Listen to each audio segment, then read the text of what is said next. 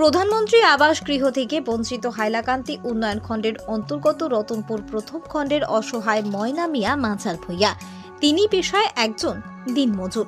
দীর্ঘ বছর কয়েক থেকে জনপ্রতিনিধিদের দুয়ারে দুয়ারে কড়া নাড়লেও তার ভাগ্যে জোটেনি সরকারি প্রধানমন্ত্রী আবাস গৃহ। প্রতি বছর ঝড় বৃষ্টিতে ঘরের অবস্থা কাহিল হয়ে যাওয়ায় খুবই বিপাকে পড়েছেন তিনি। তার পরিবারের স্বামী স্ত্রী দুজন ভাঙাচুরে জরাজীর্ণ কুড়ে ঘরে বসবাস করে রাত যাপন করছেন তারা, কিন্তু তাদের সমস্যা সমাধান করতে এগিয়ে আসেনি জনপ্রতিনিধি। বর্ষার দিনে ছাতার আশ্রয় নিয়ে ঘরে টিকতে হয় স্বামী স্ত্রী দুজনকে। এক অবর্ণনীয় পরিস্থিতিতে বসবাস করছেন এই বৃদ্ধ। কেউ সরেজমিনে না দেখলে তাদের সমস্যা কেউ বুঝতে পারবেন না। এই অসহায় দিনমজুর বৃদ্ধ সংবাদ মাধ্যমে তাদের দুঃখের কথা বলতে গিয়ে চোখের পানি ফেলে দেন।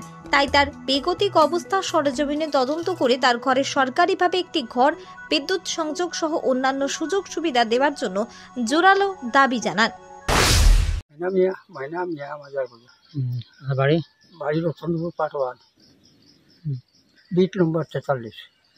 কেতে হয়েছে আপনার? আমার তো গড় একবার নামে গঞ্জে নাই বা উঠে উড়িলার টাকি আর গড়ের তীর সব পড়ে গেছে।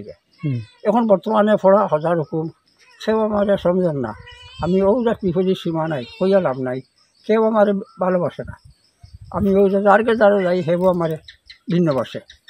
দয়া করি আপনারা দয়া করেন নয় বুড়ি খাতিরে আর আপনারা সাহায্য করুন যে আমি গুণাগারে করতে নাইলে উপায় নাই। এরকম তো 7টা মধ্যে থাকি মেঘজন, 7টা যোগ্য আছে, 7টি যোগ্য আছে, যোগ্য মাথা দিয়ে 2জন থাকি। আর কোনো উপায় নাই আমার, ওরা খান বিক্ষোভ সেবা নাই। মানে দেই নালে বসে খাই, সদগা দিলেও খাই, জোখার দিলেও খাই, ইলিল্লা দিলেও খাই। আর গাঁওকে আঠি আর আমার টপিক নাই, আমার ঘৃণা করেন মানে।